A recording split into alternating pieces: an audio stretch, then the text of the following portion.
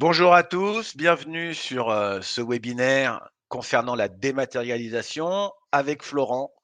On va Bonjour à tous. aujourd'hui, voilà, on va vous parler de tous les processus possibles dans une entreprise.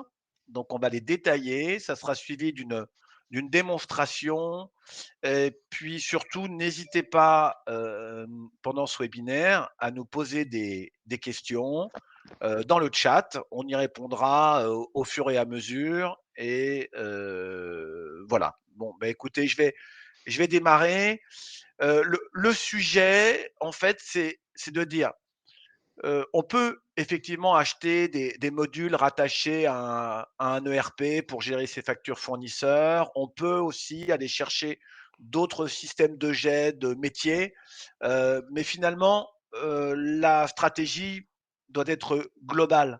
Donc ce qu'on va essayer de vous présenter aujourd'hui, c'est qu'au travers de DocuWare, qui est une jet transverse, vous allez pouvoir répondre à l'ensemble de vos processus et vous allez pouvoir mettre en place progressivement notre système, hein, si celui-ci vous plaît, pour tendre vers le zéro papier.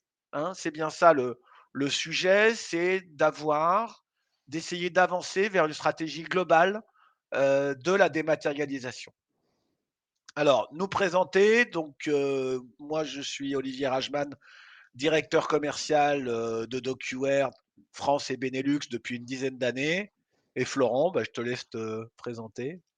Oui, bah, responsable commercial chez, DocuWare depuis 5 ans, dans l'équipe, d'Olivier, et j'interviens au quotidien pour accompagner nos partenaires et nos clients dans les projets de digitalisation des documents. Voilà. Donc, on va pas essayer d'être très long sur l'introduction. On a une partie slide qui va prendre à peu près la moitié de la présentation, qui va durer à peu près 50 minutes. Peut-être un peu moins, on verra en fonction des questions que vous posez. Et puis une démonstration, parce que évidemment, beaucoup d'entre vous n'ont peut-être jamais eu encore de présentation de notre solution.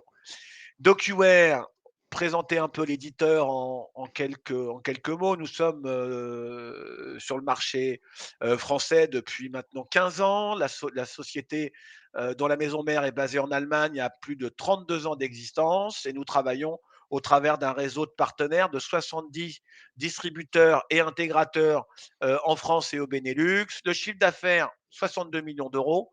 La France représente à peu près 10% de ce chiffre.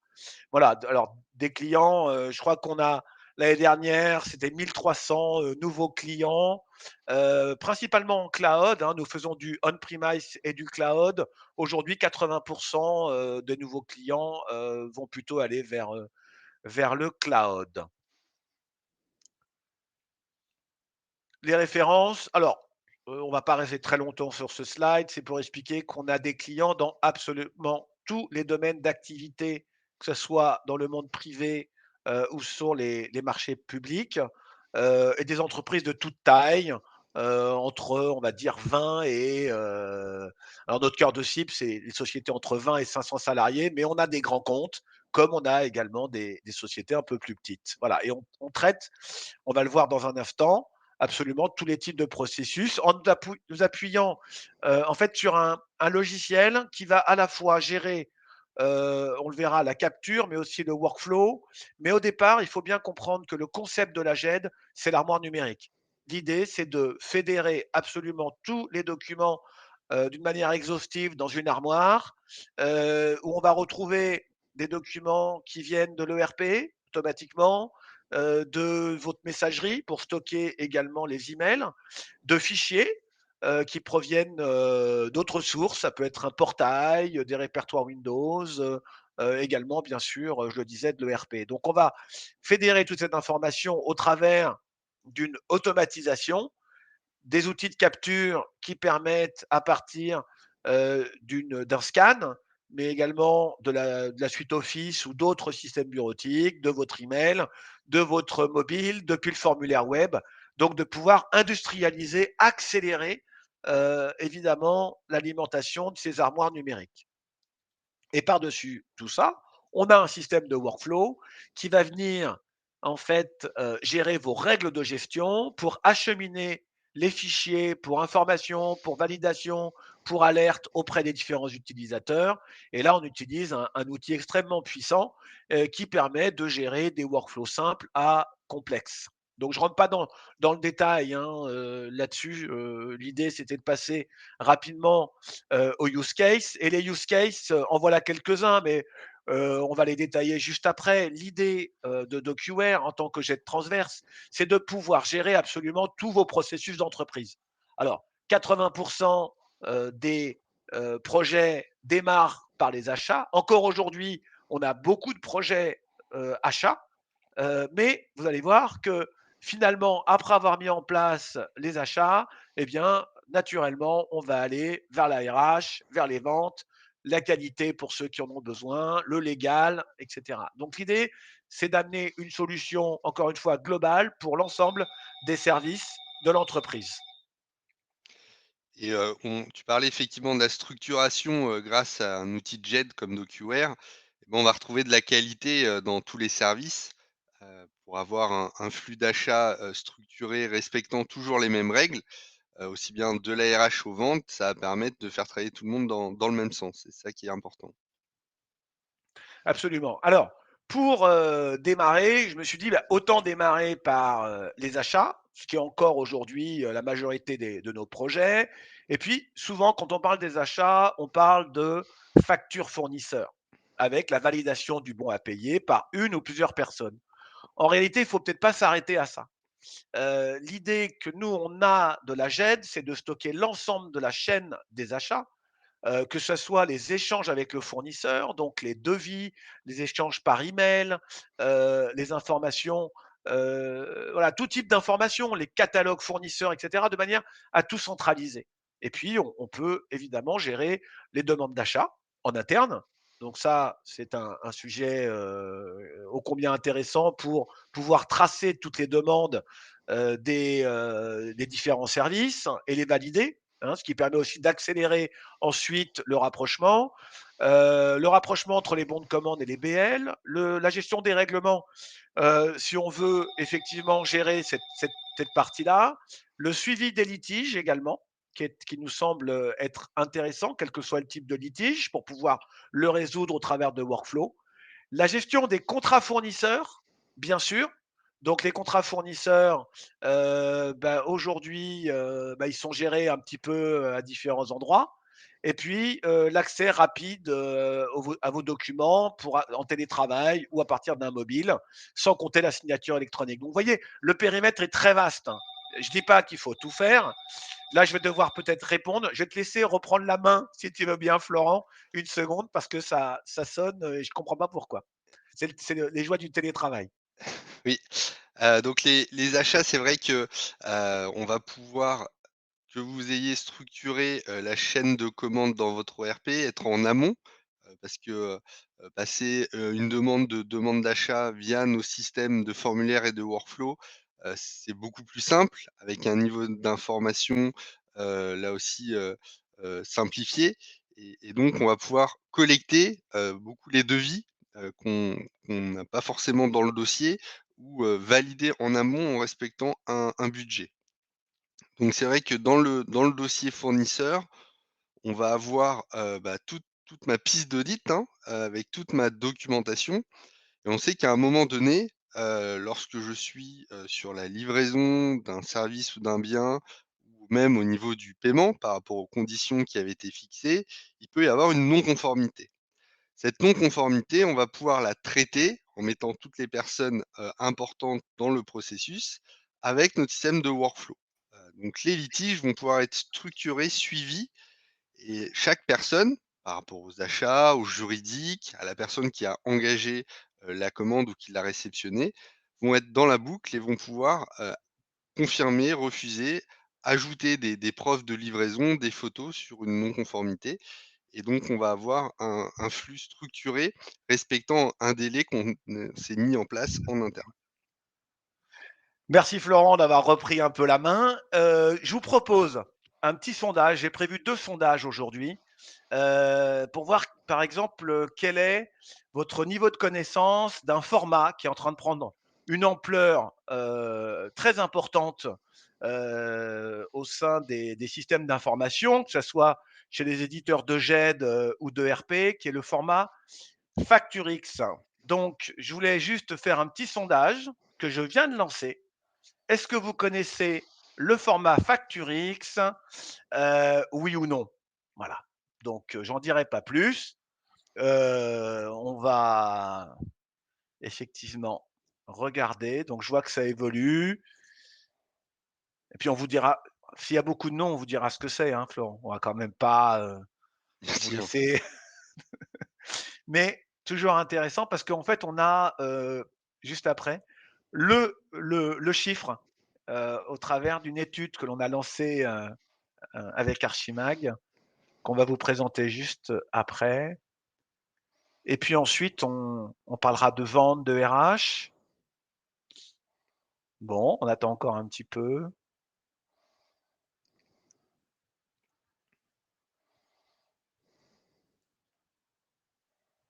Bon, je vais fermer les votes, hein, puisque je pense que là, tout le monde a voté ou presque, ou dépêchez-vous pour les derniers. Et je vais partager les résultats. Donc, est-ce que on voit les résultats, j'imagine? J'espère. En fait, connaissez-vous le format FactureX? Dans l'assemblée, vous êtes 25 à dire oui et 75 à dire non. Très bien. Donc je passe au slide suivant et en fait, 70 ne savent pas ce que c'est que le format FactureX. Alors, C'est assez un petit représentatif, de l'étude, les gens qui sont dans la salle. absolument, c'est bien, nous ça nous plaît. En fait, faut savoir que le format FactureX, c'est une initiative, franco-allemande, hein. C'est les Allemands qui ont commencé à proposer ce format. C'est un format d'interéchange de factures. C'est-à-dire, l'idée, c'est de pouvoir échanger des factures entre 2 systèmes, générés par le l'ERP ou par DocuWare, pour tout simplement, éviter, le papier. Alors quand vous savez qu'en 2024, ça va durer 3-4 ans, donc aujourd'hui c'est 2024, les grandes entreprises n'auront plus d'autre choix que, d'envoyer des factures électroniques et toutes les entreprises seront à même n'auront pas d'autre choix que de les recevoir et là ça concerne toutes les entreprises. Eh bien FactureX est un des formats, il y en aura d'autres, mais c'est le format le plus plébiscité aujourd'hui pour pouvoir échanger du FactureX. Alors la bonne nouvelle, c'est que les grands ERP finalement s'y sont mis. DocuWare est compatible, avec ce format en entrée et en sortie depuis, déjà, on va dire plusieurs années.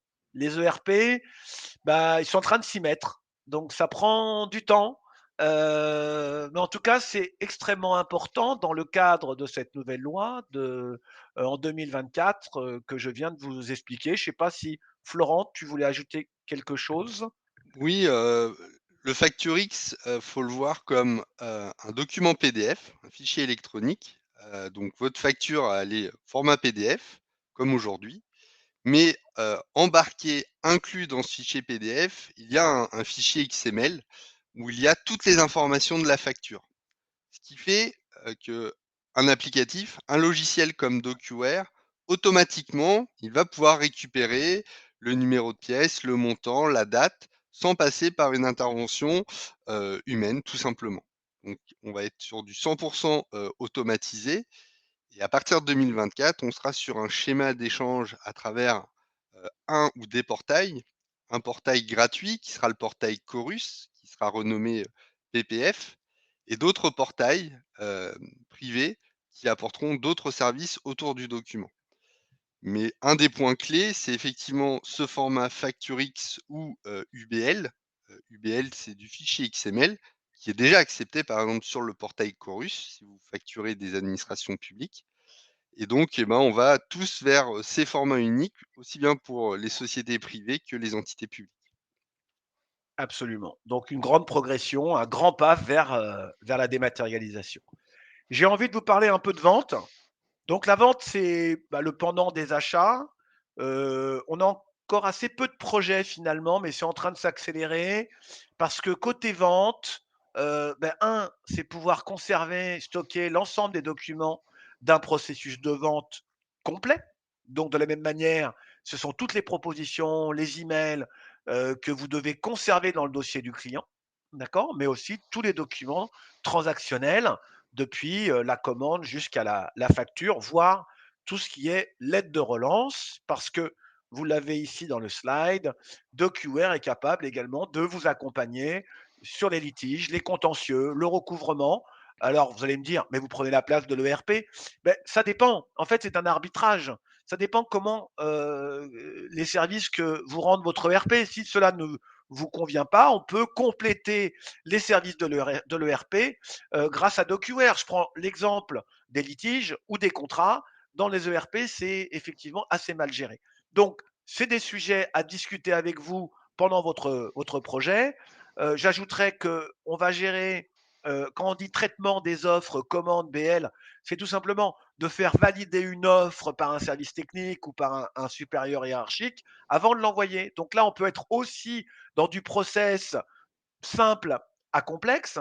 De la même manière, gérer la signature électronique, on considère, nous, que c'est un process global qu'on va pouvoir intégrer au sein de DocuWare pour faire valider facilement une commande ou d'autres documents très rapidement à partir d'un processus, d'un workflow DocuWare.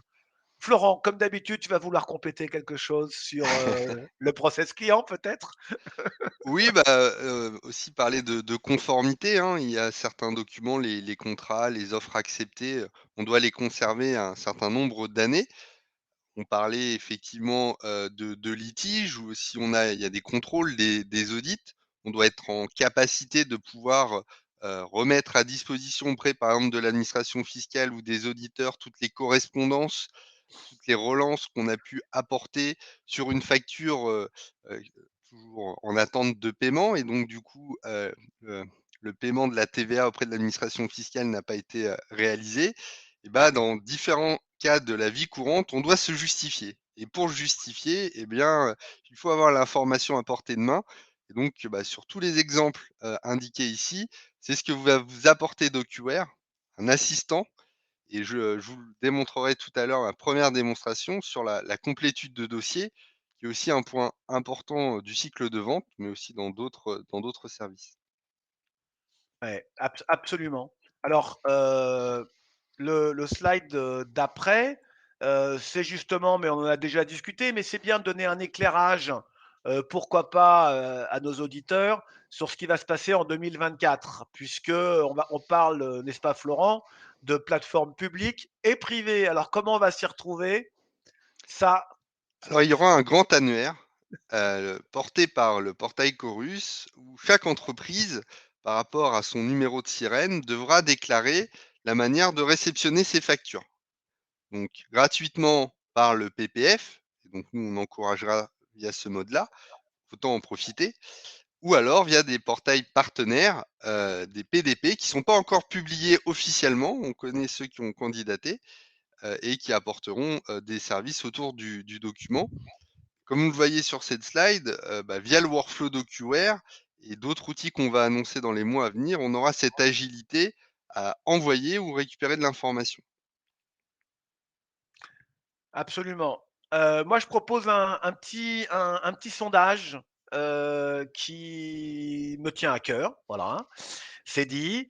Concernant les contrats, donc je vais l'afficher. La question puis après on arrête avec les sondages et puis on accélère, sur la RH et puis, évidemment, la démonstration. Donc le sondage est le suivant: comment gérez-vous vos contrats clients et fournisseurs?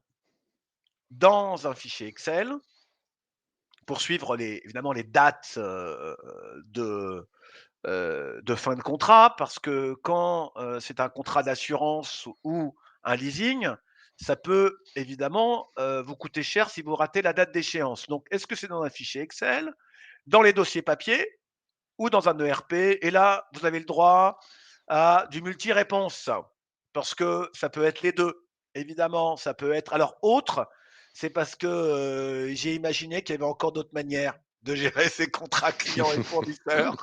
Les accrocher au mur avec des post-it ou alors des post-it. Le post-it, j'aurais pu le rajouter, n'est-ce pas Florent? Hein? Complètement.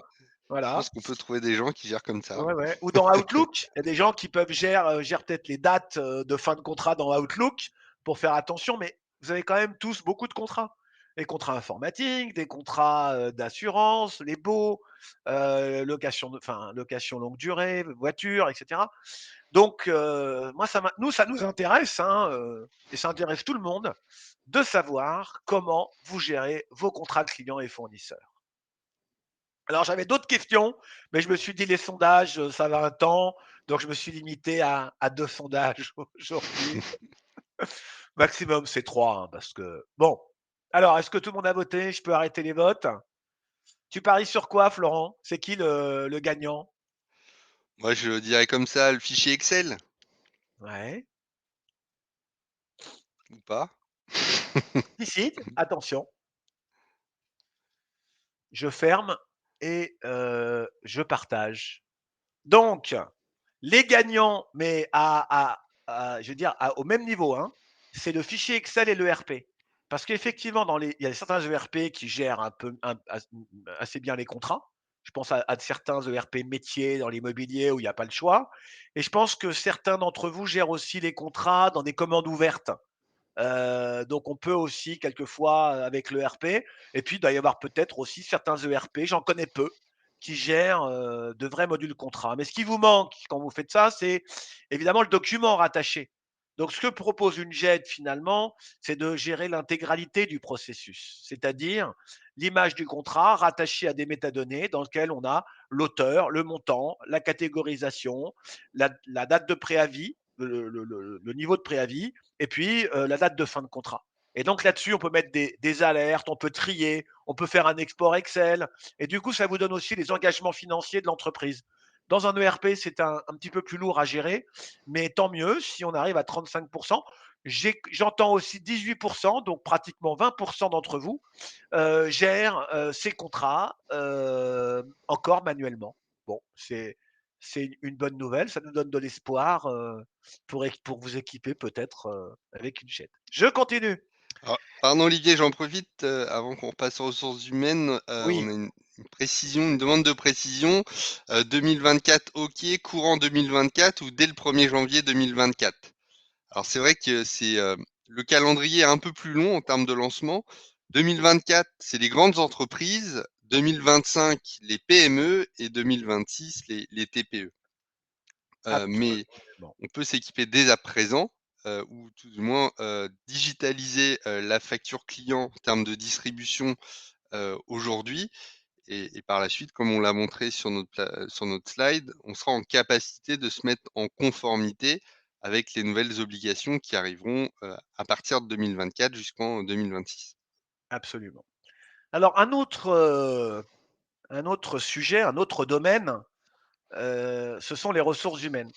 Et là, quelle que soit la taille de votre entreprise, vous avez besoin évidemment, de sécuriser, les données de vos employés dans le cadre du RGPD, par exemple, mais pas seulement, en termes de confidentialité, donc gérer dans notre outil, la confidentialité. Tout le monde n'a pas accès, évidemment aux données, aux informations liées aux employés et donc on va pouvoir gérer dans une armoire RH l'ensemble des documents qui sont liés, aux employés et il y en a beaucoup. Alors ça peut être aux employés, mais ça peut être aussi les documents, administratifs, fiscaux et autres, qui sont liés aux ressources humaines. Voilà pour la partie, on va dire stockage et partage d'informations. Les autres sujets sont des processus. Et il y en a, effectivement beaucoup parce que, la Covid nous a pas simplifié la vie. Être à distance et faire signer des contrats de travail ou des avenants, pouvoir, gérer, les notes de frais, suivre, les nombreux arrêts de travail. On a vu, des services RH, réellement débordés, finalement pendant, le premier confinement et encore aujourd'hui.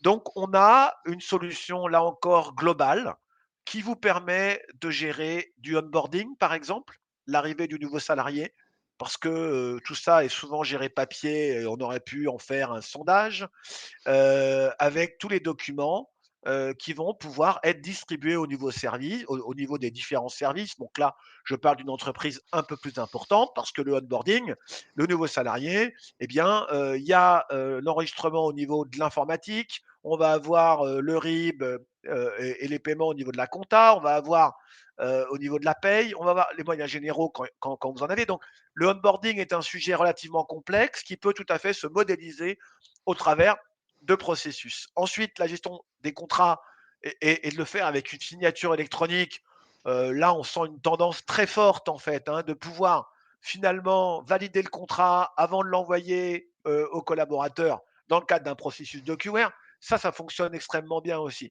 Les arrêts de travail, la difficulté, c'est de l'enregistrer, bien sûr, mais c'est de le suivre. Est-ce que le salarié est revenu à son poste en temps et en heure? Et si j'ai une prolongation, eh bien, j'aimerais bien le suivre, j'aimerais bien être alerté. Voilà. Et puis pour terminer, les pièces et la validité de ces pièces, dans certains domaines comme le transport ou le BTP, je vais devoir suivre la validation de certains documents, certificats, permis, diplômes, etc. Je ne sais pas si j'ai oublié quelque chose, Florent. Non, c'est vrai que quand on parle d'archivage, sécurisé, DocuWare a eu la certification, application coffre-fort, donc par rapport à l'intégrité des documents qu'on y met et la sécurité. Donc pour l'employeur, c'est vraiment une zone, un haut niveau de sécurité. On va même, sur une continuité avec, une conformité RGPD, donc un archivage, légal et sécurisé. Et c'est vrai qu'aujourd'hui, on parle beaucoup de onboarding, hein, une nouvelle fois sur la complétude du dossier. On sait qu'on perd énormément de temps à aller à la pêche à l'information et même, pour reprendre un autre terme, anglais, c'est le offboarding. Au moment du départ d'un collaborateur, on a un certain nombre de documents à lui faire signer et on est sûr qu'on a tout collecté grâce à des processus automatisés de rappel.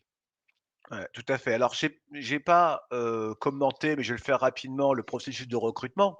Processus de recrutement, ça part de la demande d'ouverture de poste, hein, par un service qui dit: «Moi, j'aurais embauché un consultant à tel prix pour faire ça» et là, il y a tout un processus que vous pouvez suivre, dans l'entreprise. Ça part à la RH, c'est validé par le N+1, validé par la RH. Ensuite, on passe à l'annonce et tout ça, ce sont des modèles, que l'on peut tout à fait gérer dans DocuWare en termes de suivi, de traçabilité et donc au travers du workflow.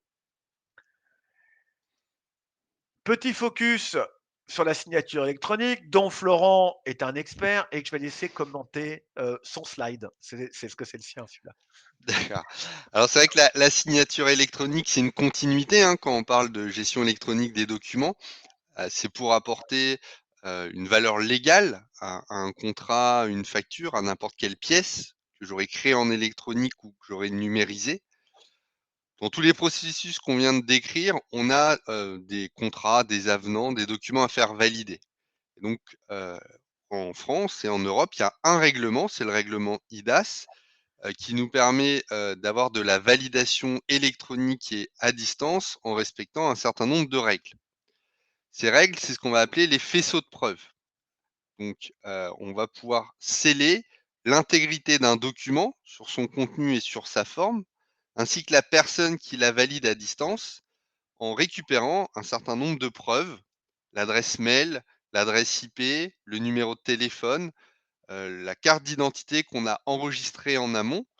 Donc chaque étape de contrôle, est bien sûr enregistrée avec le document signé et dans la GED. Et ça va nous permettre, d'avoir en toute légalité tous ces documents validés électroniquement. Et si malheureusement il y a un litige, il y a, un sujet, on peut ressortir toutes les pièces avec la même valeur juridique qu'un document signé papier, qu'un document électronique. Donc notre rôle, ce n'est pas d'apporter ces faisceaux de preuves, c'est d'être connecté avec ces services. Et on le voit ici, ces services, ça peut être Validated ID, DocuSign, Legalispace. On en a beaucoup, il y a beaucoup d'acteurs. Donc nous, notre positionnement, c'est de rester la solution des workflows et de l'archivage des documents. Ensuite, en fonction, de vos secteurs, du modèle économique de ces prestataires, de votre volume et des workflows que vous souhaitez mettre en place, ben, on vous conseillera, l'un des meilleurs pour, gérer votre projet de signature électronique avec la Jet DocuWare? Il y a des questions. Alors, on nous parle des administrations publiques, quid? Alors, j'ai pris les questions, on aurait pu y répondre tout à la fin du webinaire. Alors, les administrations publiques, en fait, si vous êtes une collectivité, une mairie ou voilà, au sens large, on a, une offre spécifique avec un ce qu'on appelle nous un préconfiguré, en particulier, sur la gestion, des administrés, donc des citoyens, parce qu'on pense qu'elle doit être multi-channel aujourd'hui, numérique au maximum. Mais, ce que vous voyez aujourd'hui ici, au travers des achats, de la RH, des contrats, de la signature concerne évidemment, le public autant que le privé, en termes d'organisation. Donc n'hésitez pas à revenir vers nous avec le projet. Peut-être que ça faisait allusion à 2024. Déjà, j'ai envie de dire que l'administration publique sont en avance sur 2024 puisque aujourd'hui, on n'a pas d'autre choix d'envoyer les factures via Chorus, avec le pour nous un retour d'information, qui nous permettent de suivre et de tracer, la relation, avec les administrations. Voilà, j'espère avoir répondu à la question. En ce qui concerne l'autre question, un chiffre sur les sondages, sur l'utilisation des signatures électroniques, je l'ai plus en tête. Je crois que c'était au début de la présentation. Moi, ce que nous, on voit sur le marché, c'est qu'il y a un boom de la signature électronique, porté par le confinement, et le télétravail évidemment, hein. Donc là, il y a plus de confinement, hein, je vous rassure, on est dans une situation bien meilleure aujourd'hui. D'ailleurs, les chiffres de l'économie et du chômage sont assez rassurants. Petit aparté. Sur la signature, nous, on voit une accélération, de plus en plus, hein. Souvent pour des clients déjà équipés qui font, appel à nos services, en tout cas à nos intégrateurs, pour mettre en place la signature électronique, hein. C'est vraiment une tendance de fond et vous allez voir, ça va s'accélérer de plus en plus. On avance sur la présentation. Donc, sur les différents usages, on ne va pas rester longtemps. Florent, je te laisse quand même commenter le slide. Oui, donc je parlais effectivement de signature électronique en fonction, de vos besoins. Et bien là, vous avez les 4 signatures électroniques, phares. La première tout à gauche, c'est, de la signature biométrique sur tablette. Donc quand on fait des rendez-vous face à face sur des salons, pour pouvoir faire signer un devis, un contrat à un client ou dans d'autres domaines, eh bien, le biométrique va permettre de capturer, la vitesse de signature avec le stylet, l'inclinaison, de mon stylet au moment de la signature, et c'est ces faisceaux de preuves qui me permettent de garantir la valeur légale de ma signature. Intéressant quand, en mode «comptoir» entre guillemets, je vais avoir plusieurs documents à faire signer à une personne, à mon client, et je vais gagner du temps, par rapport à un autre mode qui est aussi intéressant, mais qui demande la réception de SMS ou de l'envoi par mail, c'est de la signature à distance. Donc là, je suis, dans plus par exemple dans les domaines ressources humaines pour faire gagner du temps avant l'arrivée de mon nouveau collaborateur, et bien en envoyant le contrat par mail, le futur collaborateur va pouvoir le consulter et le signer en réceptionnant un code sur son téléphone ou sur une deuxième adresse mail pour sceller, valider son accord. Si je prends mon nouveau collaborateur, en retour, je dois contresigner ce contrat. Et là, c'est le directeur des ressources humaines ou directement le PDG qui, bien souvent en début de journée, va signer un nombre de documents assez important. Et bien là, avec la signature centralisée, on va pouvoir lui mettre à disposition un environnement qui lui est propre, où il va pouvoir sélectionner, après les avoir consultés, X contrats par rapport à un contrat de sous-traitance, à un contrat de vente et à mes contrats RH, et de les signer en une seule action, en une seule authentification. Donc le biométrique, le centralisé et le signature à distance, via le workflow DocuWare, peuvent être cumulés, sur différents scénarios. C'est vraiment ça qui est, intéressant en fonction, bah, de là où je me trouve, où se trouve, mon client ou mon futur collaborateur. Enfin, on parlait de signature électronique, on parlait de commande. Eh bien, la signature cachée serveur me permet, lorsque je vais émettre de documents, de protéger leur intégrité en y apposant automatiquement une signature, tout simplement. Voilà. Ce qu'il faut ajouter, Florent, c'est que le cachet, c'est la personne morale, donc votre entreprise qui signe. Les autres types de signatures, c'est la personne physique, donc la signature est rattachée à une personne dans ce cas. Exactement. Il y a Allez, toujours le certificat. absolument. On avance? Alors, ça, moi j'adore ce slide. Je vais te laisser, alors c'est dommage, on n'a pas avec comme avec le PowerPoint, les effets, mais je pense que c'est intéressant. Je l'ai rajouté juste avant la démonstration que va vous faire Florent. Florent, je vais te laisser commenter ça, bien que j'ai Mmh. envie aussi de le commenter, parce que c'est un peu ce qui se passe dans les entreprises, dans les systèmes d'information. On a, je le disais au début de ce webinaire, des GED métiers, différents systèmes. Mais Florent, à toi la parole. Finalement, ce sont tes slides. Ça marche. Alors c'est vrai que ce qu'on retrouve, c'est le constat qu'on retrouve chez nos clients ou nos futurs clients. Traiter du document, aujourd'hui dans une entreprise, ça va être bien sûr en papier, ça va être dans mon CRM, mon ERP. Avec le cloud et les approches métiers, on voit que le nombre d'applications au quotidien pour traiter mes tâches explose.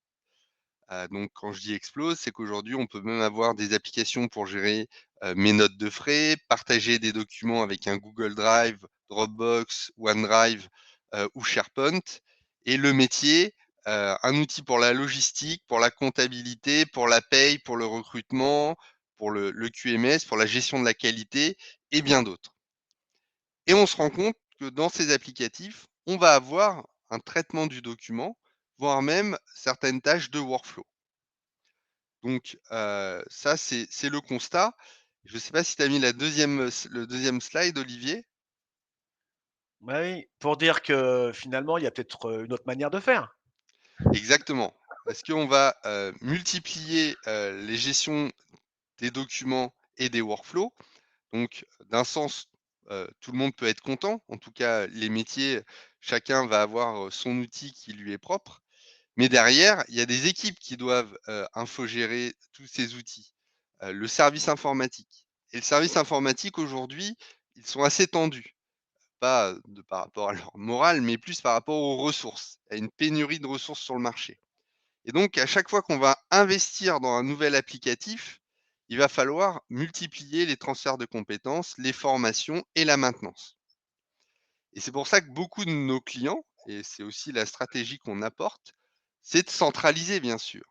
Parce que tous ces outils de partage de documents, et de workflow, eh bien DocuWare va pouvoir se substituer à ces outils et on va retrouver dans un schéma directeur pour le traitement de documents demain que DocuWare, aussi bien sur l'archivage que les workflows associés. Donc les bénéfices, c'est outre le fait de faire des économies sur des souscriptions à d'autres outils, c'est pour le service informatique, des économies de maintenance, de gestion et de formation. Non, non, mais exactement. Moi, on rencontre des sociétés qui ont 4 GED. 4 GED métiers, et là, vous créez de nouveau des silos d'information entre les services. C'est-à-dire que le document, bon, on sait à peu près dans quel GED aller le chercher. Notre philosophie, en tout cas, notre vision de la GED, qu'on peut appeler globale et transverse, c'est finalement, un outil de GED global. Donc en termes, tu l'as très bien dit, de ressources informatiques et même de coûts de Mmh. maintenance, c'est de dire finalement: «Est-ce que je ne peux pas stocker, et partager et gérer des workflows dans une GED qui sera transverse à tout le système d'information, pouvant ainsi communiquer, s'intégrer avec, bah, tous les outils du SI et on a de nombreux projets, dans ce sens, que ce soit avec votre ERP, votre CRM, votre outil de GMAO et c'est sûrement, je pense en termes d'optimisation, de rationalité, un mouvement, qui va s'accélérer, hein. Donc l'équipement par les entreprises d'un système de GED, aujourd'hui, il faut savoir que les entreprises sont très peu équipées, hein. C'est à peine 20 25 des PME. Donc c'est en train de bouger pas mal. Il y a une question et puis, bah, Florent, tu peux, démarrer la présentation. On est à l'heure, il est 10h40. Alors pendant que tu partages ton écran, Oui, je moi me mets en place. je masque mes documents et tu partages ton écran. Je vais répondre à la question. Hem, la GED doit intervenir sur l'archivage des collectivités. Quelles sont vos propositions? Alors, il faut savoir, là, vous parlez peut-être du transfert, vers les archives, départementales, ou vous parlez peut-être de l'interface SEDA ou de choses comme ça. Alors DocuWare, nous, en tant qu'éditeurs, nous n'avons pas d'expérience sur ce sujet-là, mais nous avons des intégrateurs spécialisés sur les marchés publics, sur l'archivage des collectivités, parce que nous avons aujourd'hui des conseils, départementaux, régionaux, même des intercommunalités, et des mairies. Donc ça, c'est géré effectivement par, heu, quelques intégrateurs, et encore une fois, ça dépend de votre périmètre, hein, là, il faut discuter avec vous et on vous, orientera vers l'intégrateur qui saura le mieux répondre à vos besoins. À toi maintenant, Florent. Oui, merci Olivier. On souhaitait un peu illustrer, DocuWare, par 2 scénarios. Le premier scénario, c'est la gestion de la complétude de dossier, par rapport à ce qu'on vient d'évoquer, et le deuxième scénario, de la signature électronique dans la gestion des devis et des contrats. Oui, parce que Florent, je te coupe 2 minutes. Peut-être certains d'entre vous ont vu multiples présentations de la facture fournisseur ou de la facture client, et cetera. On s'est dit, bah, on va complexifier un petit peu pour vous dire que finalement, il y a des ouvertures sur bien d'autres choses en termes de dématérialisation. Donc voilà, je voulais introduire, de dire, on va pas faire la démo qu'on fait d'habitude, mais on nous le demande encore très souvent sur la facture fournisseur.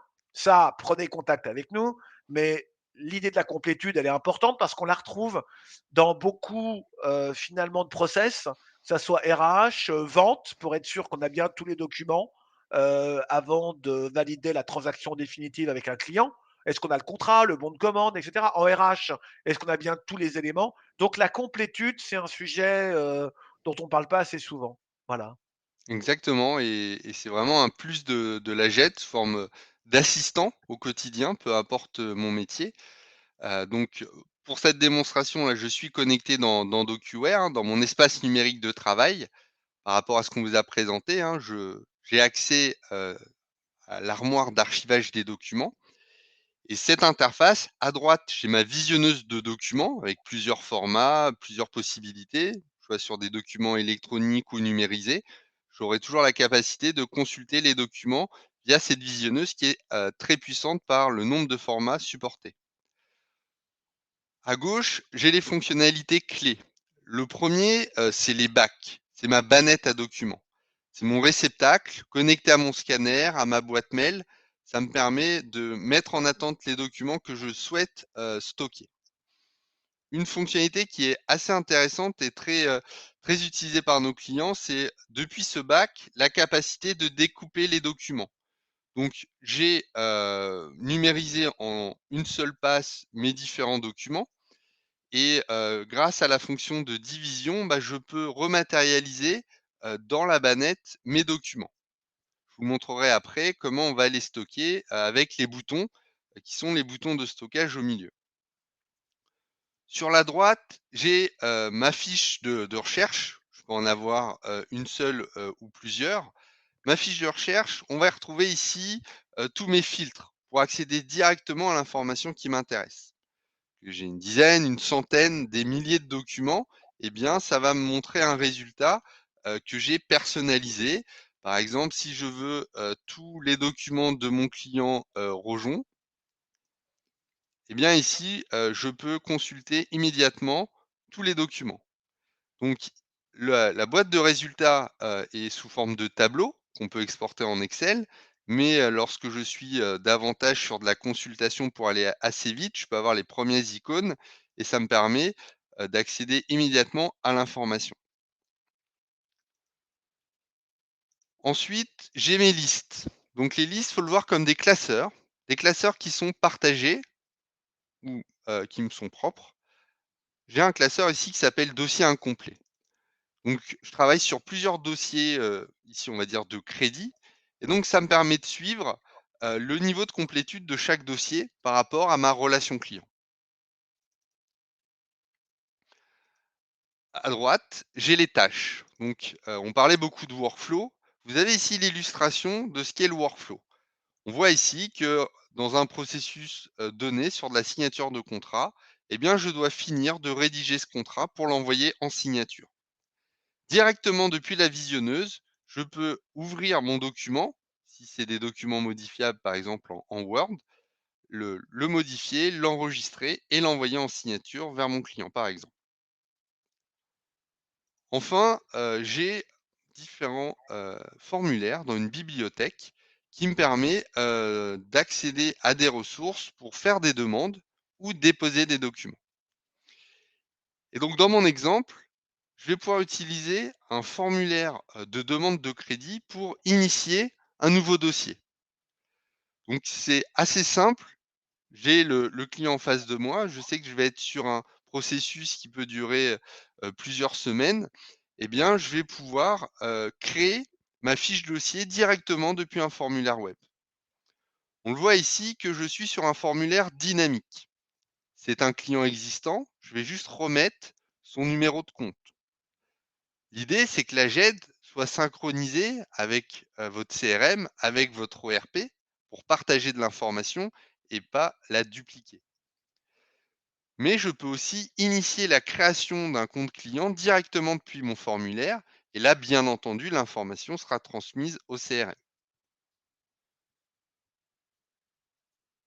Donc, je complète rapidement. Je peux avoir des champs obligatoires, je peux avoir des champs contrôlés, par exemple sur les adresses mail, des numéros spécifiques, les numéros de téléphone. Et quand je vais soumettre, mon formulaire, je l'ai déjà fait, ça va venir me créer en fait un nouveau dossier. Donc on voit ici, ma demande, de crédit et dans le deuxième tableau en bas, je vois directement les différents documents pour ce processus qui sont obligatoires. Donc sur ma deuxième colonne, j'ai tous ces documents obligatoires et sur la troisième, j'ai est-ce que ces documents ont été fournis ou pas. Sur une demande de crédit que j'ai déjà initialisée, la numéro 21072, je vois ici que les documents fournis, j'ai récupéré la carte d'identité et l'avis d'imposition. Donc c'est assez clair. Je vois que sur mes 4 documents, j'en ai déjà 2 dans ma JET. Autre information importante, c'est le pourcentage de complétude. Automatiquement, je vois qu'ici que je suis à 50% de complétude de mon dossier. Quand je parle de mon dossier, eh bien, en simple clic, je retrouve mes documents, à savoir la CNI et mon avis d'imposition. Donc, quand on parlait de liaison documentaire, vous en avez ici l'illustration entre ma demande de crédit qui porte ma complétude et les documents de cette complétude. Donc, en fonction des situations dans lesquelles je me trouve, eh bien, je vais pouvoir stocker des documents directement depuis mon bac, si je les ai numérisés. Par exemple, en venant sélectionner ma boîte de stockage. Donc, on voit ici un certain nombre d'informations obligatoires pour les premiers et facultatives pour les derniers. Ici, j'ai toute ma liste de mes dossiers en cours. Donc, je vais venir sélectionner la 21072. Le type de document, je vais venir sélectionner la facture justificative de domicile. Ce qui peut être intéressant, c'est que DocuWare, si on active l'intelligence indexing, la lecture automatique des documents, il est capable de classifier le fait que ce document est une facture ou un justificatif de domicile. Il peut retrouver aussi, en fonction de la validité de la pièce, le champ date, ce qui me permet d'aller plus vite sur le contrôle de pièce. Et je vais stocker mon document. Volontairement, je n'ai pas renseigné le prénom, le nom, d'autres informations, l'adresse mail ou l'adresse postale. Pourquoi? Parce que ces informations vont être complétées automatiquement par la GED. C'est le système d'auto-indexation. À partir de mon numéro de dossier, DocuWare va s'appuyer sur le référentiel, vous le voyez ici, pour compléter les informations liées au nom, prénom et à l'adresse. Donc, sont souvent des tâches fastidieuses ou c'est source d'erreurs. Et bien là, via ce module, l'auto-index de l'information complémentaire est automatiquement rajoutée à mon document, ce qui me permet lorsque je serai, sur du filtre ou si je dois renvoyer de l'information par mail, l'information est déjà portée par la fiche d'indexation du document. On le disait, DocuWare a différents outils de capture. C'est ce qui fait sa force. Une partie des documents dans mon exemple a pu être récupérée en face à face parce que le client était dans mon bureau, mais des avis d'imposition et d'attestation d'assurance, eh bien, le client, me les renvoie par mail une fois arrivé chez lui. Et là, vous avez l'exemple de l'intégration de DocuWare directement dans Outlook. Donc, quand je suis sur du multi-dossier, on peut lancer une recherche rapide et directement dans Outlook, je retrouve le dossier du client et je peux me remémorer le sujet en cours. Là, sur des pièces comme les avis d'imposition, je vais pouvoir stocker directement depuis Outlook ce document vers le bon dossier. En un clic droit, avis d'imposition, stocké dans DocuWare, et automatiquement, je vais retrouver ma même boîte de stockage qui me demande juste de renseigner mon numéro de dossier et ici, venir préciser l'avis d'imposition. Donc je reste dans Outlook et hop, j'alimente mon dossier. Si la démonstration, se déroule sans accroc, on a vu ici, la facture s'alimenter correctement. D'ici, 1 seconde normalement, c'était le certificat d'assurance. Autant pour moi. Alors je vais aller le faire depuis le bac. Hop, attestation d'assurance. Hop. C'était bien, hein, pourtant, c'était pas mal, hein, c'était bien parti, hein. Alors il y a des contrôles, hein. Là, c'est vrai qu'il s'est pas mis dans la démo, mais si je mets 2 fois le même document dans le même dossier, ça va me générer une alerte dans le workflow. Très Là, bien. on n'est pas allé au bout des choses, et qu'est-ce que je disais? C'était le certificat d'assurance, je vais stocker. Ouais, maintenant, si je viens te troubler dans ta démo, c'est pas bon non plus. Et voilà, certificat d'assurance. Voilà. Formidable. Donc là, la complétude va s'opérer et vous voyez ce qui se passe, c'est que j'ai une tâche dans le workflow et donc automatiquement, eh bien, je suis à 100 de ma complétude, donc je vais pouvoir valider à mon niveau, le dossier et derrière, alors là, c'est pas forcément moi, c'est peut-être mon responsable hiérarchique et ensuite, bah, ça peut me générer, un contrat et l'envoyer en signature électronique. Ouais. Là, les champs du possible, sont tout à fait, Ouais. possibles. Florent, il est 53. On part sur le contrat en 5 minutes pour pouvoir répondre aux dernières questions, si ça te va.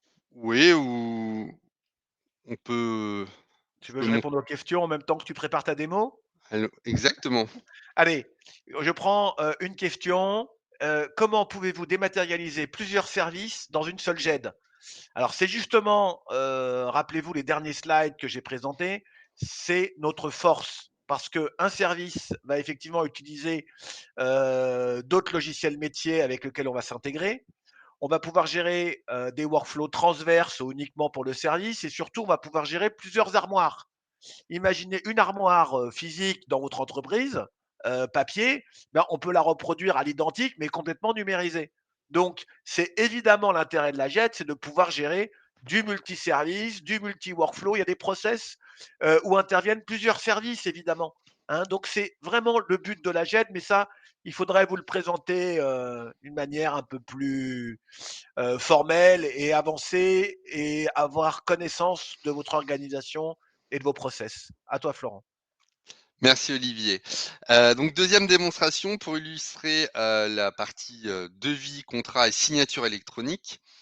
Je suis toujours dans ma relation client et je souhaite déposer mon devis pour validation et signature dans DocuWare. Donc une fonction, toujours très intéressante, l'imprimante virtuelle qui va me permettre d'imprimer au fil de l'eau les documents que je souhaite archiver et envoyer en validation. Le document est reconnu, il est stocké et ensuite le scénario va démarrer automatiquement. On voit apparaître dans ma liste des offres devis en cours le fameux document. J'ai son type, le client, tout a été récupéré sur le PDF sans rien faire. Pour gagner du temps, je suis sur la même session, mais si le montant, par exemple ici, qui est assez important, nécessite une validation de mon directeur commercial, eh bien, on voit ici que le workflow est sollicité pour valider ou invalider une offre et je peux, spécifier une raison. Si le responsable commercial valide ce devis, je pars automatiquement en signature électronique. Et là, ce qui est intéressant, toujours dans l'objectif d'automatisation et que DocuWare soit un véritable assistant, il va me préparer le contrat RGPD à faire signer aussi au client en même temps que le devis. Je vais dans mon dossier projet et là, vous voyez que en plus de mon devis, j'ai un contrat RGPD. C'est un document Word, donc qui pourrait être aussi, PDF si on ne souhaite pas le rendre modifiable. Mais on voit ici que les informations, du devis ont été, rajoutées, personnalisées dans mon contrat et donc bah, ça m'évite à ressaisir l'information ou à oublier une information. On parlait de processus qualité. Le modèle de contrat, c'est pas moi qui l'ai géré. C'est par exemple la personne qui est en charge du juridique. Donc dans la GED, le responsable juridique fait évoluer les contrats. Et moi, dans le process, bah, à un moment donné, le workflow me met à disposition ce contrat pour que je le fasse signer à mon client. Donc une fois que tout est bon pour déclencher la signature, j'utilise un timbre, signature vide signer, et automatiquement, ce contrat part en signature en même temps que le devis. Si je me place pour finir du côté, de Pierre Latome, eh bien, il va avoir dans un premier temps le devis en signature et dans un second temps, le contrat. En quelques secondes encore, la partie signature, donc on est toujours sur des étapes, assez simples de consultation, validation. C'est là où on va enregistrer les fameux faisceaux de preuves et l'image de ma belle signature avec ma souris aussi. Ce qui fait gagner du temps, c'est que, bah, lorsque le document il est validé, que la commande ou le devis doit être enregistré auprès de mon ADV, moi je fais rien. C'est DocuWare qui reprend, ce contrat qui a été signé, qui me le remet dans la GED et qui le transmet, à l'ADV pour, saisie en commande. Donc là, on voit que, automatiquement le devis signé revient dans ma GED, dans mon dossier client. Super. Démonstration, rapide, efficace, pour montrer toute l'efficience et l'intérêt de la signature électronique dans un processus DocuWare. Je te propose de reprendre les questions. Oui, bien sûr. Donc je vais répondre à la première, tu répondras à la deuxième, et il y en a d'autres qui arrivent. Bon, alors j'y vais. Est-ce qu'on peut modifier la nature des documents? Est-ce que cette liste peut être administrée et ne pas être modifiable? Qui administre? Et la liste peut-elle être transverse? Alors, il y a pas mal de questions. La première, c'est qu'une liste peut s'appuyer sur un référentiel externe, un fichier CSV ou carrément votre ERP. Ça évite le dédoublonnage. Par exemple, si vous créez un nouveau compte comptable dans l'ERP, ben vous l'aurez dans DocuWare en temps réel puisqu'on s'appuie sur cette liste. Deuxièmement, cette liste, elle peut être évidemment non modifiable, elle peut être fermée, mais elle peut être ouverte. On verra que dans d'autres processus, ça peut être intéressant. Troisièmement, qui administre? Eh bien, ça peut être l'IT ou un super administrateur, parce que la configuration de DocuWare est relativement simple à gérer. Encore faut-il avoir les droits. Florent, tu reprends la question d'après? On va faire une chacun. Oui, on est sur comment fonctionnent les règles de nommage. Alors ça peut être, laissé libre ou défini automatiquement par, le workflow DocuWare qui est capable, en fonction d'un type de document, de faire la règle de nommage, associée. Les plans de classement, pareil, c'est en mode administration. On va pouvoir définir plusieurs plans de classement, les appliquer aux utilisateurs en fonction de leur profil. Donc en fonction, des services, chacun va pouvoir avoir son propre plan de classement et bien entendu, les documents sont stockés une seule fois dans la GED.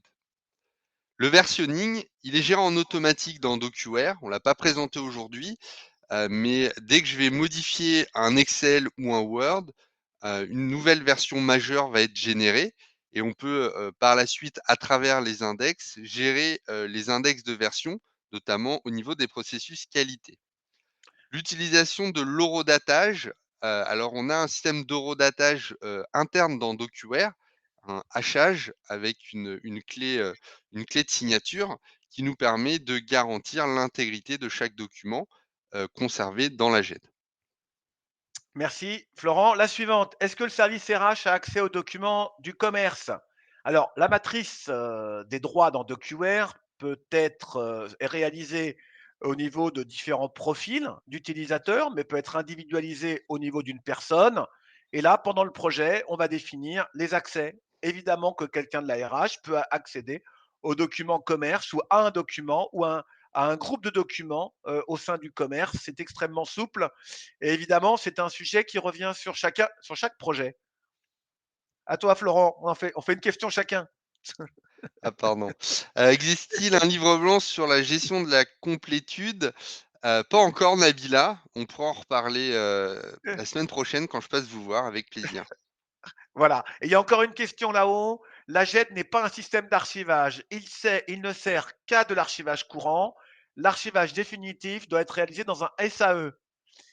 Ah, ça c'est une très bonne question. Parce que là-dessus, vous avez plusieurs écoles sur le sujet. En fait, il n'y a aucune loi qui régit l'archivage des documents. Le vrai sujet, c'est la preuve. Et c'est également la preuve dans le cadre d'un contrôle fiscal, d'accord? Mais aussi, la preuve dans le cadre d'un litige ou d'un contentieux avec un client. Donc ce sujet, il est fonction de la criticité des documents, il est fonction, aussi de la politique de l'entreprise. Globalement, dans DocuWare, on peut signer au redaté, un document, voire même, avec un cachet signature EIDAS. DocuWare est maintenant a une certification 42 020, hein, c'est ça, Mmh. qui fait de DocuWare un coffre-fort électronique.